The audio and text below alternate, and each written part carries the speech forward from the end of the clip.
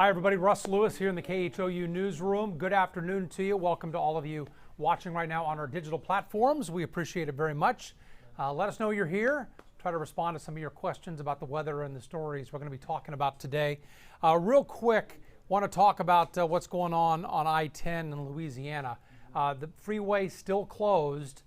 This is westbound though, so this would be anybody heading from Florida or the south coming our direction. Shouldn't affect you going the other way, but we had 5 18-wheelers that crashed on the Atchafalaya Bridge, and one person died in that wreck, and they are still trying to clear out the wreckage, and there was a fire, so it's a big mess there, and since it happened on a bridge, that kind of limits what they're able to do with traffic getting by. So I-10 still blocked. We'll keep you updated on that throughout the day, but definitely you want to check on that if you're expecting somebody coming from Florida, or if you yourself are heading that direction watching us online, definitely keep an eye on that. Big story here around Houston today, and it was a raid by federal agents, and this was huge. It was involving pills, opioids to be exact, talking about oxy, hydrocodone, things like that. 41 people charged, and these aren't just the drug dealers and traffickers. The feds went after doctors, clinic owners, pharmacy owners and managers, pharmacists. There was a whole thing going on, they say, this ring where prescriptions were being written and then submitted to pharmacies when pretty much everybody involved knew that these prescriptions had no legitimate medical purpose. It was basically just a way to get a hold of these pills and then apparently sell them on the open market. But we're talking about 23 million pills. That's a lot. And one of the top, rings in the United States was going on right here around Houston. So they served 36 search warrants today. They had 15 of them were pharmacies. They had some doctors' offices. They also arrested drug dealers and traffickers as well. But you have people posing as patients who would get these prescriptions written and then get them filled and then turn over the pills to the guys who were selling them to others to feed their addiction. So that's a huge, huge thing. We have a big long write-up on KHOU.com that lists all of the people arrested and where they're from originally and what was going on there. So too much to get into here, but if you want to read more about that and see who was hit and what happened, you can go on our website and check that out.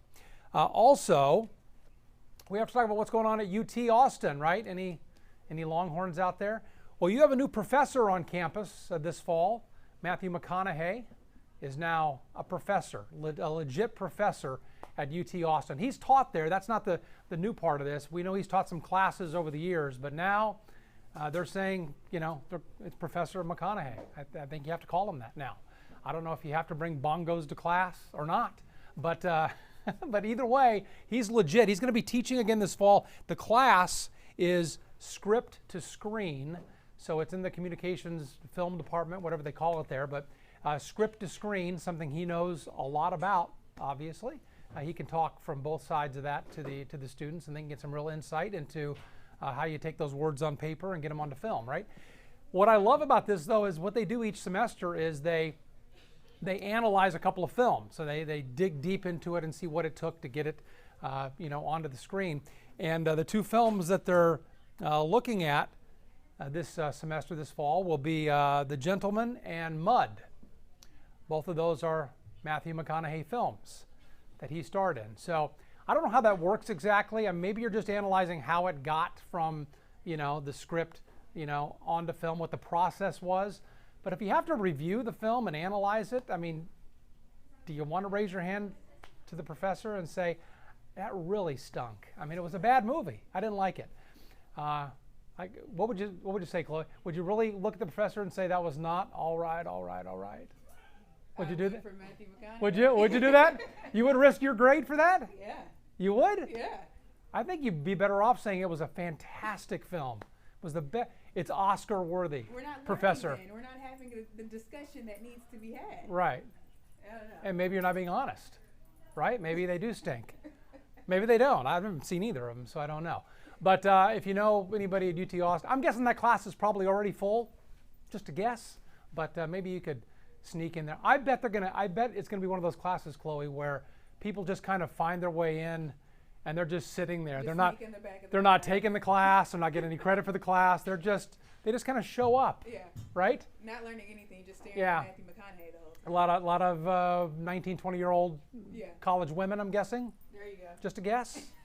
I haven't seen it myself, but anyway, that's something you can check out at UT up in Austin. So very cool. All right, let's talk about the weather now. Some serious things going on. Maybe we'll start, Eric, if it's okay with you, locally. I know you've been digitally just recently talking about Dorian, and we'll get to that in a minute. But let's talk about what's happening here. Looks like as we kind of slide into Labor Day weekend here, things are kicking up on the radar a little bit today, right? Yeah, we actually have some pretty decent storms. Houston, downtown Houston, has actually been quiet, but it's west of us and north of us where we picked up some good thunderstorms out there. Notice the majority of the activity north of us, those have actually fizzled out, but we have some decent storms still holding on that pushed in from the coast. So I want to zoom in, let you know who's seeing some rain at the moment. If you have seen any rain throughout today, make sure to comment below. Let me know what you've seen. Possibly some thunderstorms is what you're hearing out there. Right now we have lots of activity along 59 southwest of town. Looks like the El Campo area, Kane Junction, thunderstorms in the New Gulf region. Angleton, you have one isolated cell on top of you. So it is dumping heavy rain. We have the possibility of some localized flooding out there. West of town is the most active areas at the moment. Want to drive up to 290 right now around the Somerville area, Brenham, some pockets of isolated heavier cells out there. Also Somerville, you have some rumbles of thunder. That's because of that one isolated cell for you guys. So again, not everyone's seeing rain, but what is igniting this is a stalled out frontal boundary. There's a stationary front. Oops, sorry. Let me show you where the stationary front is right now.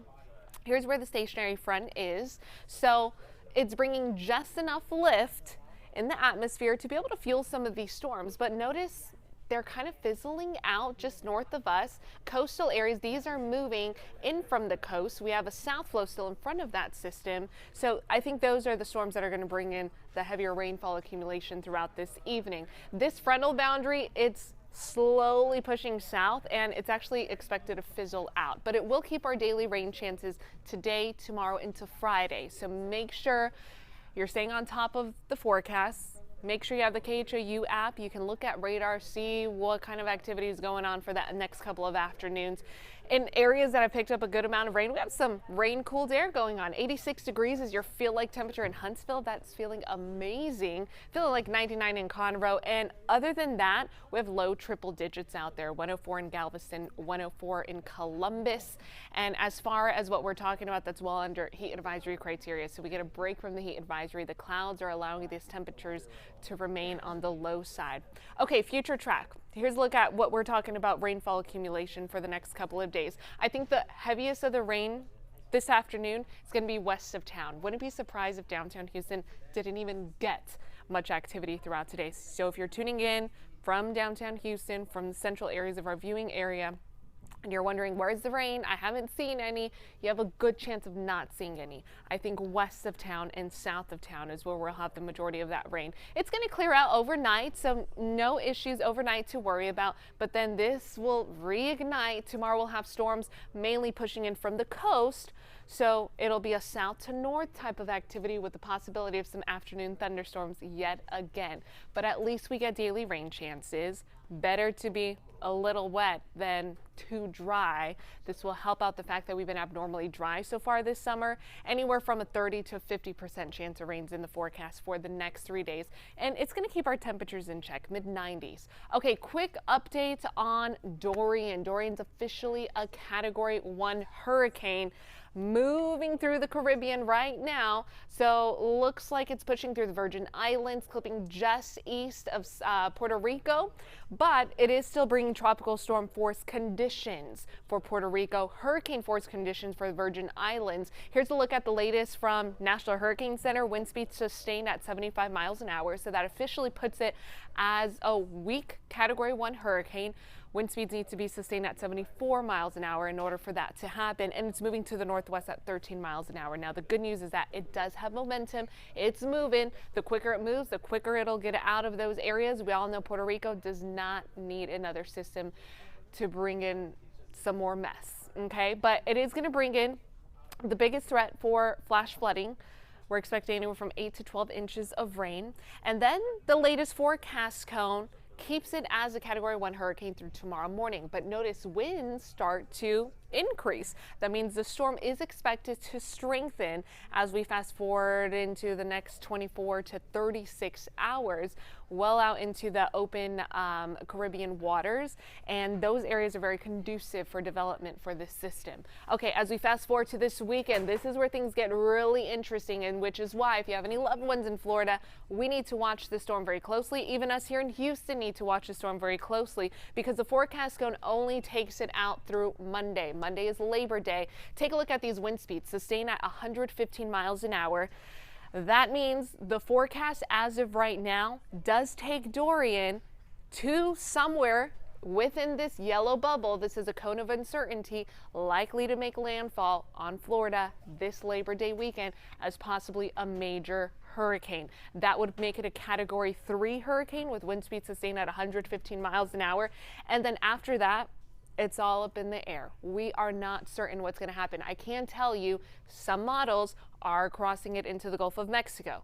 We'll need to watch that. It'll have time to weaken as it pushes through land, Florida.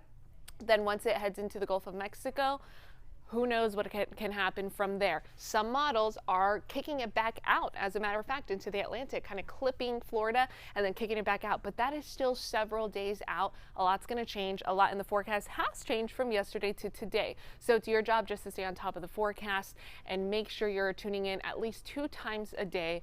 KHOU, download the weather app. We have notifications. Turn your notifications on, and we'll be able to give you guys your latest updates on that. Okay, well, I'm going to let you guys go, getting ready for the 411 coming up at 4, and I'll talk more on the latest advisory on Dorian from the National Hurricane Center, and also touch bases on who's seeing rain at the moment. So we'll chat with you guys soon.